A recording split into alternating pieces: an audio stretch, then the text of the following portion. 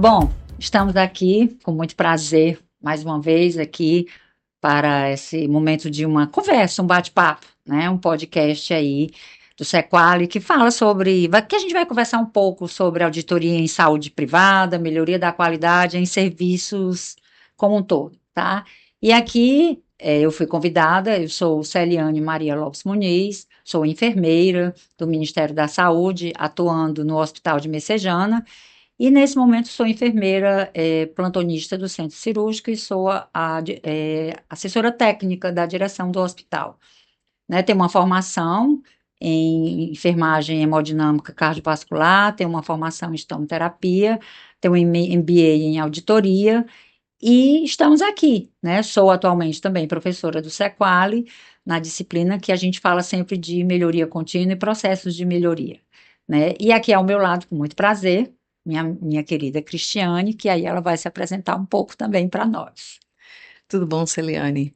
Eu sou Cristiane Menescal, sou médica, auditora, já desde 2004, trabalho como auditora independente na saúde suplementar e, além de fazer o MBA no Sequali, sou professora também da pós-graduação na disciplina de legislação em saúde suplementar. E estou aqui graças a um convite do Sequali para conversar com a Celiane sobre essa área que a gente trabalha com tanto prazer, que é a auditoria em saúde. Com certeza, é uma área extremamente eficaz, né, e eficiente e interessante, muito interessante, e também muito necessária nas instituições, principalmente nas instituições privadas. E aí, aqui, esse nosso bate-papo, né? A gente tem algum roteiro que a gente vai seguir, só para a gente conversar, para que as pessoas, os nossos telespectadores, nos escutem e se interessem cada vez mais, se empolguem, se encantem, né, com essa temática tão maravilhosa, né? Exato. E aí, a gente, só para seguir um roteiro, a gente vai seguir, assim, só um momento de algumas perguntas. E aí, eu queria só lhe indagar. Qual é o papel da auditoria em saúde, né, na melhoria contínua da qualidade nos serviços de saúde? E aí eu queria que você falasse um pouquinho. A auditoria em saúde, a auditoria em todas as áreas, né? Porque a gente veio da contabilidade.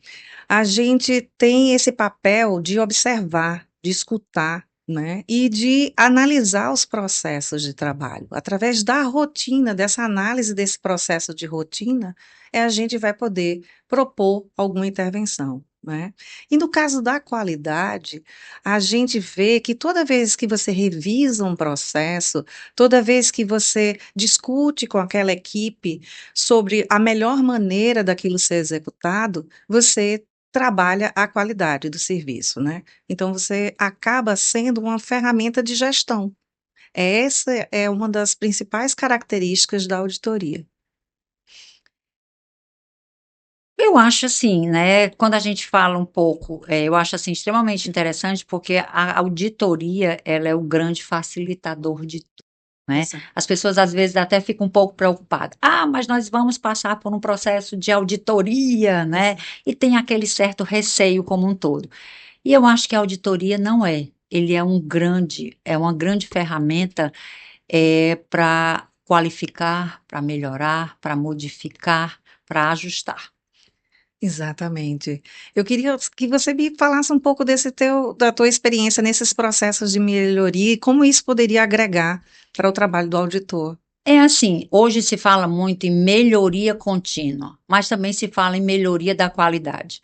A melhoria é um processo que ele não tem fim, ele tem início, meio e o restante do tempo inteiro, né? A melhoria, o nome está dizendo, ela é contínua. E aí a melhoria da qualidade? Existe uma diferença, Celiane, entre a melhoria da qualidade e a melhoria contínua? Uma complementa a outra. Se você tem uma melhoria contínua, você vai ter uma melhoria da qualidade, quer seja ela de serviços, de processos, de pessoas e de auditorias, né? Auditoria nada mais é, nada menos do que você conseguir quantificar para qualificar aquilo que você vai ter, ou você qualificar e quantificar aquilo que você deseja. E a melhoria contínua nos serviços de saúde como um todo. Você busca, eu gosto muito de falar, quando você vai para dentro dos processos de melhoria, O que é que você pode trazer? As pessoas muitas vezes falam, a melhoria da qualidade traz muitos processos, aquela assim, W2Hs, várias ferramentas, análise FEMEA, né, Ishikawa, espinha de peixe. Isso é coisa da qualidade? Isso é coisas, né? Muitas vezes são ferramentas, né? E aí eu gosto muito de contar que eu, no momento X da minha vida, eu fiz uma análise, né, da minha vida profissional e pessoal. A gente tinha um grupo muito bom e que fazia uma análise sempre, né, através de uns processos de autoavaliação que ainda na época não se chamava de feedback. E eu nunca gostei muito de, no início, de fazer plano de ação, né? Eu achava que fazer um plano de ação era uma coisa um pouco monótona. E aí uma pessoa, né, uma mentora, que eu nunca vou esquecer, ela me disse, pois então vamos pegar um post-it e vamos colocar o que é que você quer fazer na sua vida pessoal e profissional de laranja, o que é que você quer fazer na sua vida profissional pessoal de. E aí ela escolheu cores de curto, médio e longo prazo. E aí eu aprendi, na verdade, com a minha vida pessoal e profissional, com essa mentoria, como é que eu deveria começar a fazer processos de melhoria.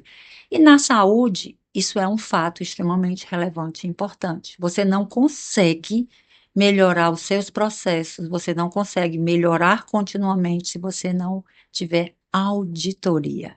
Então, a auditoria é extremamente importante pela questão legal, pela questão legítima, pela questão das melhorias de processo. E hoje se fala muito em ciência da melhoria, né? Hoje nós temos especialistas em melhoria no Brasil inteiro, no mundo inteiro. Essa é uma prática de melhoria contínua, de ciência da melhoria, que foi uma formação trazida pelo IHI, né? Instituto Healthcare Improvement, que trouxe para a plataforma do Einstein e dos grandes hospitais da rede de São Paulo, né? E aí, hoje nós temos especialistas em melhoria. E o Sequali, né, como um grande inovador, traz dentro de algumas cursos, né, de alguns MBAs ou algumas formações, as aulas também que falam sobre a melhoria contínua, sobre a ciência da melhoria, né? Porque ela não existe só dentro da sua vida, só dentro do ambiente hospitalar, mas ela é em todos os processos de trabalho. Ela poderá estar inserida, E a né? gente vê que até mesmo com esse movimento do Sequali, de nos obrigar, nos instigar a sempre estar estudando, a gente vê que isso tem que ser trazido não só para a nossa vida pessoal, mas também para o trabalho, né? E muitas vezes, uma das dificuldades que a gente tem com a equipe é exatamente esse olhar, né? De buscar o novo, de buscar se atualizar. E como os processos são todos vivos, muitas vezes você termina um planejamento estratégico e aí você diz assim, poxa, surgiu uma coisa nova. E a auditoria, como ela está ali dentro, ouvindo, observando, ela vai trazer, gente, olha, nós terminamos agora de analisar esse processo, mas nós já temos um fato novo, e aí a gente nunca sai da mesa de estudo, a gente nunca sai do planejamento, né? Como é que você acha que isso pode ser utilizado como motivador para as equipes, que não só dos prestadores, mas para os próprios auditores, para a gente estar sempre em busca dessa melhoria com o monitoramento. A gente sabe que o PDCA pede que a gente planeje, né? Execute, mas eu noto que, às vezes, dependendo da receptividade, a, a monitorização daquele resultado, para que ele possa ser sempre atualizado, ele não surge. Como é que você consegue fazer com que a equipe consiga ter esta visão de sempre se atualizar e de sempre buscar a melhoria? Hoje, eu acho que nós estamos vivendo um momento muito onde as pessoas estão muito paradas em alguns momentos da sua vida. Eu não sei se isso foi um pós-Covid que trouxe as pessoas a repensar algumas coisas, mas hoje a gente tem uma coisa boa. O que é que eu vejo de bom hoje? As plataformas online. Então, você se capacita muito de uma forma online. Hoje, você tem muitos produtos de oferta de capacitação. Hoje você tem muitos livros online. Hoje você consegue se capacitar de uma forma melhor, com a oferta do que se tem. Isso é um ponto. O segundo ponto é motivação. O que fazer para motivar as pessoas? O que fazer para que as pessoas se sintam motivadas e inseridas dentro do contexto de melhoria ou de mudanças, né? Esse é o grande desafio dos gestores como um todo hoje. É trazer recompensas. A gente sabe que, na verdade, a recompensa ela vem pelo resultado de um trabalho, mas hoje as pessoas querem as recompensas antes. Quanto eu vou ganhar? O que eu vou receber? Qual é o meu pagamento com isso? Não só um pagamento, mas as pessoas não pensam em mostrar um bom trabalho, né? E depois, né, eles serem recompensados pelo resultado. Isso é outro ponto. E o outro ponto que eu vejo é a motivação. Como é que eu vou estar motivado? Como é que eu motivo as minhas equipes? O que é que eu trago para o grande diferencial dela? E aí vem o velho feedback, né? Hoje, você trazer um feedback positivo para a sua equipe ou um resultado que lhe leve a isso. E aí vem a auditoria. Aonde a auditoria nos serviços como um todo? Não é só a auditoria de processos de validação médica, de pagamento, de performance e tudo mais, mas é o processo como um todo. A auditoria ela não é só, né, a auditoria de conta, a auditoria de valores, mas uma auditoria também de qualidade. Ela é uma auditoria que mostra resultados de processo. Podem ser bons? Sim. Podem ser ruins? Sim, também, mas podem ser melhorados. E a grande questão é o motivador das equipes. Hoje nós temos equipes imensas, né, equipes de enfermagem que muitas vezes lutaram aí, lutam diariamente, diuturnamente por carga horária, por salário, por piso salarial, que aí foi uma coisa que foi colocada, não obstante a questão política, mas os grandes grupos hoje que estão dentro das instituições são o grupo de enfermagem, enfermeiros e técnicos e auxiliares de enfermagem. E essa turma é uma turma que tem um turnover muito grande, é uma turma que muitas vezes tem excessivos processos de trabalho e carga horária e muitas movimentações. Então, o que é que você consegue fazer? Na minha visão, né, eu vejo que, na verdade, existem hoje várias formas de você ver isso, né? Você pode ver, analisar a motivação da tua equipe, você pode analisar o engajamento da tua equipe através de processos, e aí você pode motivar a sua equipe pelo feedback, né? Que é o que você consegue, de alguma forma, né, engajar ou motivar. É tão bom você comemorar bons resultados, mas é tão fácil você envolver todos os atores e toda a ponta, né, no resultado. Eu gosto muito de contar uma coisa, que a gente foi mudar um relatório de enfermagem. E aí era um relatório que tinha passagem de plantão. E a gente começou a usar uma ferramenta. E aí uma colega disse: Ah, não, vamos imprimir e vamos colocar. Eu gosto muito de contar isso com uma outra colega, que ela sempre também está no Sequali. Vamos mudar o relatório, porque ele passa a ser uma passagem de plantão, uma ferramenta SBAR, e ao mesmo tempo a gente, vamos imprimir 50, 60, porque a gente vai testando. E aí vem o PDSA, nós planejamos, mas planejamos sem a ponta, sem o envolvimento da ponta. Depois nós testamos, mas nós testamos como? Com quantas pessoas? Com quantos? Nós fizemos a auditoria desses que nós implementamos, e aí depois nós começamos a ver que nós precisávamos checar e modificar. E aí vem a ação. E aí vem o processo de unir uma equipe, ver as suas necessidades, por quê, para quê, e aí vem a melhoria contínua, vem os processos de melhoria, e aí vem a auditoria. Será que eu auditei com resultado positivo ou negativo do que eu implementei? E aí eu vou refazendo tudo isso. Então, às vezes, as pessoas falam de PDSA de uma forma cansativa. Ah, mas eu vou ter que escrever.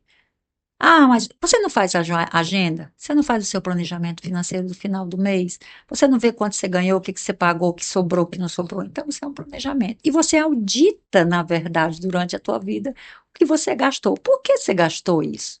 Será que eu vou ter que melhorar? Tem que ter um pouco de curiosidade, né? Eu tive um professor e ele dizia que a gente tinha que ter a curiosidade de uma criança de 8 anos.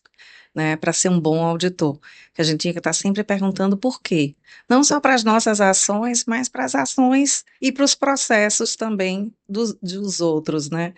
Então, eu vejo que muito da motivação se vai também impulsionada pela curiosidade. A gente precisa querer, né, melhorar, precisa querer interagir, não pode dar aquela preguiça de, poxa, mas eu acabei de estudar sobre isso, eu acabei de desenhar esse processo, surgiu um fato novo, a gente se adequa e começa, porque é isso, né? Estamos todos vivos e os processos também. Com certeza. E aí eu te pergunto, hoje, né, a qualidade do cuidado em saúde está numa das preocupações da Agência Nacional de Saúde Suplementar, né, Uhum. que é a ANS, né? E aí eu te pergunto, está, na verdade, existe essa preocupação da ANS com relação à saúde suplementar? Como é que isso está acontecendo? Existe. A agência ela foi criada com foco no beneficiário, né? Uhum. Então ela regula as operadoras de plano de saúde, mas o foco dela é o beneficiário. Então, hoje, quando você tem programas de qualificação para as operadoras, ela está exatamente tentando melhorar essa assistência dos serviços de saúde, né? Sempre visando a melhoria, a satisfação do cliente, que é o paciente. Então, ela tem programas de qualificação para as operadoras, ela tem programas de qualificação para hospitais, ela tem programas como do parto adequado, ela cria normas e ela faz uma coisa ao longo desses anos, desde a sua criação, muito interessante. Ela escuta, ela observa o mercado, né? Então, hoje, toda operadora de saúde envia regularmente, através de um cronograma, de um calendário, seus indicadores, né? E a ANS, como foi que ela foi progredindo ao longo dos anos? Ela notou que a gente não tinha uma nomenclatura, não tinha uma maneira de conversar todo mundo igual. Então, ela criou uma nomenclatura para que todo mundo possa conversar, né? Ela criou a troca de informações, então todo mundo vai mandar naquele período, com aquela nomenclatura, as suas atividades, os seus indicadores, e a maneira que ela teve de estimular você a ter todo esse trabalho para se adequar, né, inclusive a enviar o que antes era papel e e-mail em forma de arquivo XML, foi criando um indicador, né, um índice de desempenho para as operadoras. E aí esse índice faz o quê?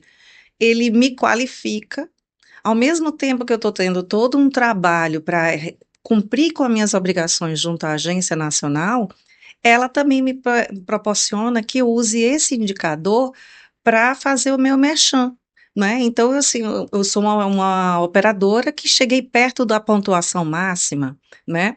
E por que que isso é bom? Além de atrair novos clientes, porque o que se espera do cliente, do beneficiário, do paciente, é que na hora de adquirir um novo plano, ou até mesmo fazer a portabilidade, que ele olhe esses indicadores, esse índice de pontuação, né? Então, ela criou a concorrência entre as operadoras.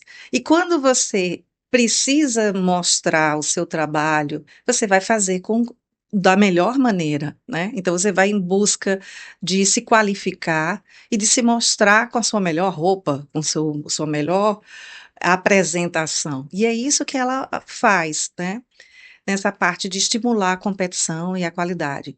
E claro, ela também tem a parte de normas, e não só ela indica qual o caminho a seguir, mas ela também verifica. Então ela senta, escuta, planeja, diz: vamos executar isso aqui como o programa do parto adequado. Que por que que eles pensaram nisso? Por causa dos índices de cesarianas no Brasil, né? Um alto Uhum. índice de parto cesariana. E eles entendem que o parto cesariana não é normal.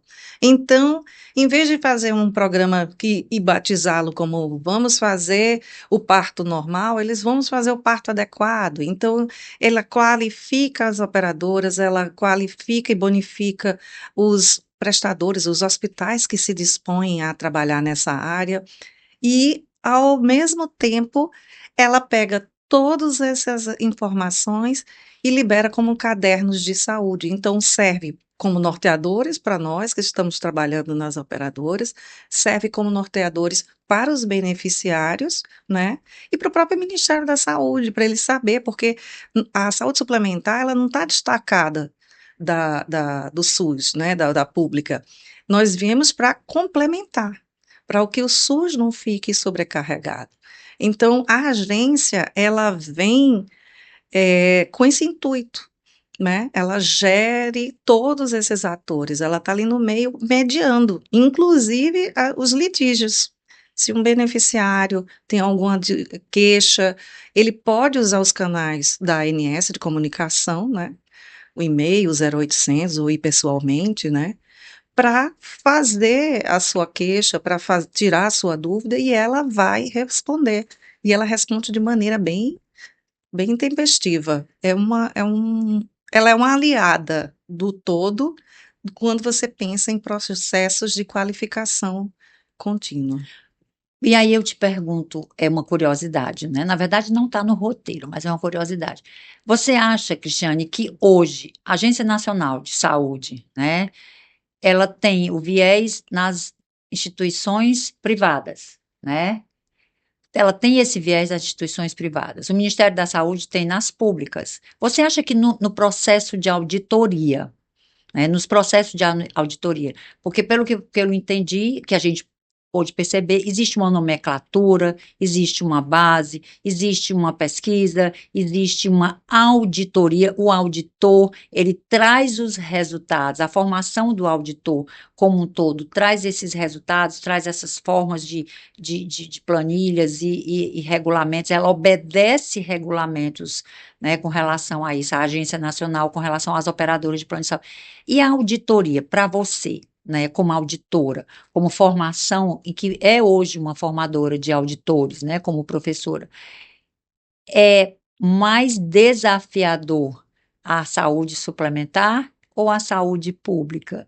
Em termos de auditoria. E até mesmo você, como professora, é mais complexo o sistema, é mais complexo o sistema público ou o sistema privado?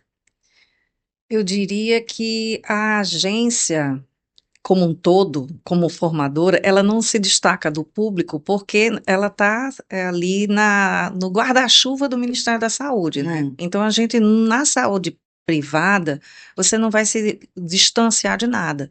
Tanto é que os programas, os indicadores vão ser os mesmos da saúde pública, né? Com relação às normas, nós somos bem mais jovens, né? Então a gente tem uma carga, embora com a pandemia as normas e as resoluções da ANS tenham se intensificado mais, mas nós temos uma carga de legislação bem menor ainda do que a do SUS. Para mim, que tenho mais uma caminhada maior dentro da saúde privada, eu acho o SUS um mundo. Entendeu? Ele é muito rico, a legislação é muito grande. Eu me lembro quando eu comecei lá, há mais de 18 anos, aqui mesmo no Sequali, que eu fui aluna Sequali, era o professor Aldovando que dava a, a, a disciplina de legislação. E era um mundo a se desvendar, né? Mas eu acho que dificuldades e desafios existem nos dois lados, né? Porque a gente tem de judicialização, a gente tem os custos elevados, a gente tem, às vezes, até mesmo as fraudes, né? Hoje em dia a gente tem fraude não só de atores envolvidos na venda desses serviços, mas até mesmo de alguns beneficiários que de alguma maneira acham que tem que reaver aquele dinheiro daquela mensalidade, né? Então, assim, eu entendo do meu lado de cá que existem desafios em ambos os lados. Acho que a legislação é algo muito interessante de se estudar por isso. Por mais que a pessoa diga assim, ah, mas eu vou ficar lendo lei, eu vou ficar lendo resolução, ficar decorando norma, a gente não vai decorar. É como eu digo nas aulas que eu participo, né? E a gente não decora, mas eu tenho que saber onde está. Eu tenho que, para me auxiliar no momento da confecção de um parecer, ou de me posicionar dentro de um processo de trabalho, até mesmo na frente de um colega, ou intervir junto a um prestador, eu preciso pelo menos ter uma noção de onde está a base legal daquilo ali. Hoje em dia não existe mais espaço dentro da auditoria para a gente inovar no sentido de criar com vozes da minha cabeça. Não posso. Existem normas, tanto na parte privada como na parte pública, para me nortear. Né? Então fica muito mais fácil quando a gente conhece. Dá mais trabalho, pode ser um pouco cansativo, você não precisa decorar. E hoje em dia o digital facilita, né? A gente bota o A Google, a IA, NE, né? A IA ela também. abre a resolução. Eu quero ver a resolução que trata da junta médica, né? Aí então você tem lá, entra, você não vai inventar, tá lá o passo a passo, baseado na própria realidade das operadoras e do que a ANS junta, né? Então, assim, eu acho que a gente tem desafios de ambos os lados, né? E aí vem o desafio da formação, né? Da formação. Exato. E aí é tão bom, né? Quando a gente fala daquilo que a gente ama, né? Do que a gente gosta, né? E aí é muito bom a gente. Esse papo, assim, acho que a gente pensou até num determinado tempo, e acho que se a gente não deixar, a gente vai conversar aqui Um um bocado. bocado, Deixa eu né? te perguntar uma coisa. A gente, como saúde privada, a gente fala muito, segue muito a ANS, mas você, né? Vou dar uma filadazinha aqui. Como é que você acha que o Ministério da Saúde e os projetos educacionais dele entram também para contribuir, para modificar o trabalho da auditoria? Ultimamente, né, o PROAD SUS, né, o Ministério da Saúde tem trazido muitos projetos de melhoria, tem trazido muitos projetos na ideia, né, de reduzir infecções relacionadas ao uso de catéter venoso, a sonda vesical, a catéter vesical, a pneumonia associada à ventilação, né, e ele trouxe, né, muitos processos de melhoria e sempre colocando dentro dos processos de melhoria resultados de auditorias, né, trazendo sempre aquela questão de que antes, durante e depois, igual como a gente fez, como o Ministério da Saúde criou as metas de segurança do paciente, né, que você passava por processos de auditoria dos processos, né, o Ministério tem trazido muito uma parte educacional e uma parte também muito voltada, né, para a melhoria da saúde da população, né, com relação aos projetos, né, trouxe o projeto do parto seguro, né, trouxe o projeto, você falou no parto, né, adequado, mas trouxe o projeto do parto seguro no intuito de educar, no intuito de melhorar a questão do aumento da incidência do parto normal em vez do parto cesariano, né, a questão da higienização das mãos, né, que já era uma questão da segurança do paciente, do Ministério da Saúde. Então, o Ministério tem trazido, né, metas, né, nacionais dos programas de segurança do paciente, do PNS, Nacional de Segurança, tem trazido também projetos de melhoria, né, onde, na verdade, colocou a ciência da melhoria dentro desses projetos, né, melhorando cada vez mais os resultados, né? O programa que veio através do Brasil, para o Brasil, pelo Canadá, salvar 5 milhões de vidas, depois foi aumentando, e isso o Ministério da Saúde depois abraçou. Hoje, na atualidade, ele está passando por uma mudança de formato, né? Ainda tem alguns projetos dos bundles, né, de prevenção, mas hoje ele está indo muito ligado à questão da gestão superior, né? A gestão superior tem passado por processos de qualificação, de capacitação, de auditoria das suas instituições, as prefeituras, os estados, as instituições filantrópicas, porque esses projetos iniciais do PROAD-SUS estavam somente ligados aos hospitais do SUS, que prestavam serviço ao SUS, né? A saúde pública, né? Mas Uhum. agora ele está indo para os hospitais filantrópicos, está indo para dentro das prefeituras, para dentro da Secretaria de Saúde, no intuito de quê? Eu primeiro fui para a base, eu trabalhei a base com uma liderança maior, claro que o gestor maior, mas agora ele está indo para uma outra esfera mais política, né, onde na verdade parte da Secretaria de Saúde, parte do hospital filantrópico, parte de alguns hospitais com uma outra visão, na ideia de que haja melhoria contínua, haja melhoria dos processos da qualidade, haja melhoria dos processos da qualidade dos serviços de saúde para todas as esferas da população. Então, esse é o papel que tem acontecido no Ministério da Saúde, é um movimento dentro do Ministério para trazer a melhoria, né, para trazer a várias questões.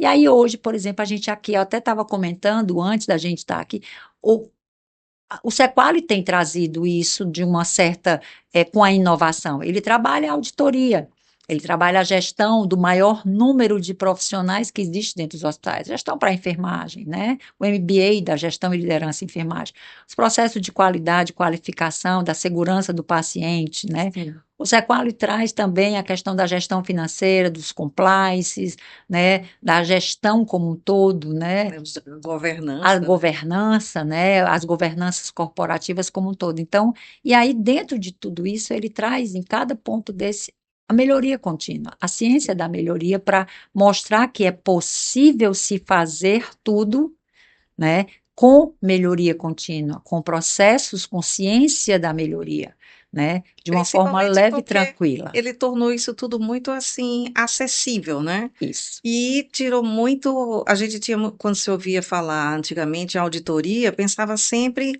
nos médicos e nos enfermeiros, né? Hoje em dia a gente vê que a equipe multidisciplinar cresceu, né? A gente tem outras áreas da saúde que também trabalham e que contribuem bastante para esse processo de auditoria dentro da saúde, não só pública como privada, né? Com certeza. E aí, hoje, por exemplo, assim, para você, quais são os maiores desafios enfrentados na auditoria? Para você, como você vê os maiores desafios? Além da capacitação pessoal, né, porque você tem que ter aquela curiosidade, a motivação individual, também a parte de motivação, capacitação das equipes, né, das entidades, porque às vezes o auditor está dentro de um hospital, por exemplo, e é aquela história que os nossos avós diziam, às vezes por você estar vivenciando aquilo todo dia, você deixa de enxergar pequenos defeitos, pequenas falhas. E uma pessoa, quando entra, assim que entra, ela já enxerga. E então, assim, esse acolhimento do que está sendo indicado, que está sendo mostrado, que precisa ser revisado, né, para ter esse acolhimento, capacitar essas pessoas, motivarem elas a não só identificar, mas também a participar do processo de mudança e também de monitorar aquelas mudanças para ver em que momento aquilo ali precisar de uma nova intervenção. A judicialização também, muitas vezes a gente vê, tanto na parte privada como no SUS, as pessoas por não compreenderem, né, os processos e até mesmo as normas em que determinados procedimentos, determinados eventos vão poder ser liberados, um medicamento, um tipo de cirurgia que, por exemplo, na saúde suplementar, nós temos o rol de procedimentos e eventos em saúde. Aquilo ali é uma listagem do que a gente pode fazer, pode conceder, né, de cobertura obrigatória dentro daquele plano de saúde, sem comprometer a sustentabilidade da operadora, né? Porque não adianta também você dizer assim, eu vou dar tudo, a saúde suplementar vai ser igual ao SUS, porque a gente sabe que não é assim, né? Durante a pandemia mesmo, a gente viu várias operadoras tiveram declararam falência, né? Várias entraram em processo também logo no período imediato de intervenção da ANS por dificuldades financeiras. Então, assim, a judicialização, muitas vezes, ela vem em cima do retrato daquele momento. Se você Sim, está negando algo relacionado à saúde, a saúde é algo que é vital e você não pode negar. Só que ele esquece, por exemplo, na saúde pública, que ao dar um medicamento que é bem específica a liberação dele para alguém que não está dentro daquela diretriz de utilização, você pode estar tirando as verbas, né, diminuindo o acesso de eventos de terapias e de medicamentos para uma parte da população. E dentro da saúde privada, muitas vezes você abre o precedente para novas liminares e também põe em risco a saúde, a sustentabilidade daquela operadora, né? Então, a judicialização, ela já até foi pior. Hoje você tem câmaras técnicas para dar suporte, né? Você tem congressos de direito em saúde que vêm para ajudar, mas ainda é um desafio, porque dependendo da área do país que você está, né, se você tem ou não acesso àquela informação, aquilo ali pode nos prejudicar, né? Outro desafio também é os parceiros, né? Eleger os parceiros ideais. Porque às vezes você está cheia de boas intenções, mas a parceria não vinga. Então, você tem que saber, dentro daquele processo de trabalho que você está executando, qual seria o melhor parceiro, não só para o hospital, escolhendo uma operadora, mas a operadora que escolhe um hospital, uma clínica, um laboratório, né? Quem são aqueles? A fraude. A gente tem, quando entra hoje na internet, se fosse antigamente eu ia dizer quando a gente abre o jornal, Aham. mas hoje, quando você entra nas redes sociais, você vê a quantidade de notícias, onde você vê fornecedores, você vê hospitais, você vê os próprios beneficiários, clínicas, fraudando, né, a saúde suplementar como um todo. E aquele prejuízo retorna para eles, né? E, por fim, eu diria que o próprio avanço da tecnologia, né? Que ele é necessário, mas quando a gente perde o controle, você às vezes pode estar agregando mais um item, mas não necessariamente ele vem para retirar do mercado outro. Uma prova dessa é o raio-x, né? O raio-x, É. o bom e velho raio-x, ele está aí até hoje. E hoje a gente tem muitos procedimentos caros, né, que ainda dependem muito da questão da importação, Isso. né, então encareceu muito a saúde, ela ficou um pouco mais cara, né, com relação a isso. Então, eu acho que aí vai o grande papel das regras e da própria auditoria, para, na verdade, reconhecer e conhecer, né, o papel do prestador, o que é a capacidade do prestador e auditar se, na verdade, o prestador está se prestando àquilo que se propõe, né, Cristiane? Exato. E você, na parte pública, quais são os seus desafios? Eis o grande desafio na parte pública, né? A gente fala um pouco porque o SUS ele é muito rico, Sim, né? Eu acho que eu sempre brinco que o SUS é o melhor plano de saúde que existe. Ele lhe dá tudo que é possível e imaginável. Drogas caras, dispositivos caros, lhe dá acesso a tudo, mas ele é difícil o acesso, porque a necessidade é muito maior. A população envelheceu, adoeceu, não se cuidou muito em algum período da pandemia, onde ele não teve oportunidade de uma consulta prévia ou de alguma coisa assim, mas ele precisa ser melhor auditado, ele precisa ser melhor conhecido, ele precisa melhorar para que, na verdade, ele possa cada vez mais atender mais e melhor. E aí vem aquela questão: grandes equipes, grandes grupos, grandes interesses, mas falta um pouco mais de capacitação dos grandes profissionais, muitas vezes, não obstante que os gestores precisam também melhorar cada vez mais, né? A gestão precisa, a base precisa modificar uma cabeça, uma mentalidade de que aquilo não é meu, não é seu, é nosso, mas verdade. ele precisa entender que aquilo é seu também, que ele precisa cuidar. Os processos de trabalho precisam melhorar muito, né? Porque é uma melhoria contínua e constante. E aí você tem que tentar melhorar cada vez mais, qualificar, motivar as pessoas, né?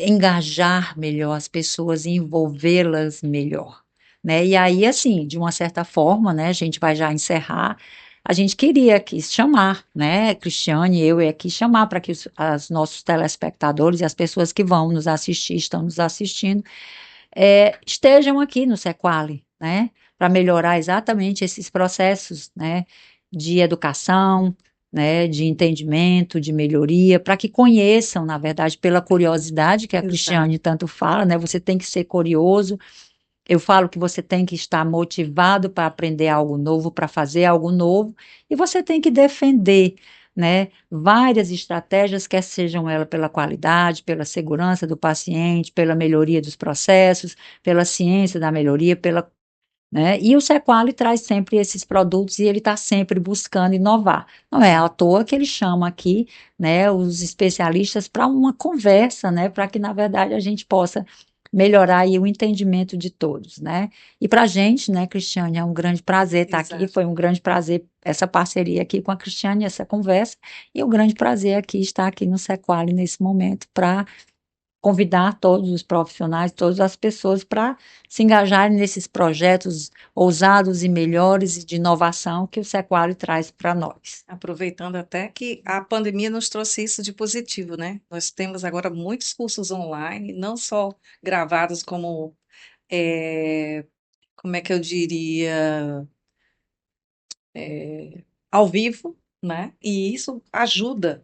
E o mais interessante é porque você tem a oportunidade de conversar, de conhecer, trocar informações, trocar conhecimentos, que eu acho que isso é o mais rico, né? Então, eu prefiro deixar sempre a minha criança de 8 anos. Eu estou envelhecendo, mas ela está aqui junto comigo para me motivar sempre a estar me inscrevendo e participando desse eterno aprendizado, né? Com Melhorando certeza. continuamente, né, Com não, certeza. Tenita? É, Então, a gente quer aqui agradecer, né, o convite do Sequali, é uma honra muito grande a gente estar aqui participando desse podcast, e é uma honra muito grande fazer parte, né, desse grande grupo que traz a melhoria da capacitação, né, dos profissionais como um todo. Então, assim, a gente quer mais é agradecer. até a próxima.